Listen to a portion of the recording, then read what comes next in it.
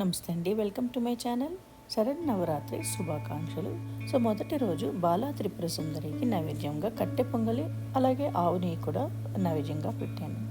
So when pongal కొంచెం క్రీమీగా అలాగే కమ్మగా ఉండడం కోసం నేను కొంచెం డిఫరెంట్గా చేశాను. ఒక కుక్కర్లో 3 టేబుల్ స్పూన్స్ నూనె వేసుకుని 1 టీ స్పూన్ జీలకర్ర అలాగే 1 teaspoon pepper, crushed pepper, 1 teaspoon grated ginger, chopped green chillies అలాగే కొంచెం కరివేపాకు వేసుకుని బాగా ఫ్రై చేసుకోవాలి. సో ఒక 10 పీసెస్ జీడిపప్పు కూడా వేసుకుని బాగా ఫ్రై అయిన తర్వాత 1/2 కప్ రైస్ అలాగే 1/2 కప్ పెసరపప్పు బాగా వాష్ చేసుకుని దాంట్లో వేసుకోవాలి. 1/2 మినిట్కి ఫ్రై చేసుకుని అలాగే 3 కప్స్ వాటర్ అలాగే 1 కప్ మిల్క్ వేసుకుని గీ 1 టేబుల్ స్పూన్ అలాగే సాల్ట్ ఒక 1 టీ స్పూన్, ఇంగువ ఒక 1/2 టీ స్పూన్ వేసుకొని బాగా మిక్స్ చేసుకొని 2 విజిల్స్ వచ్చే వరకు కుక్ చేసుకోవాలి.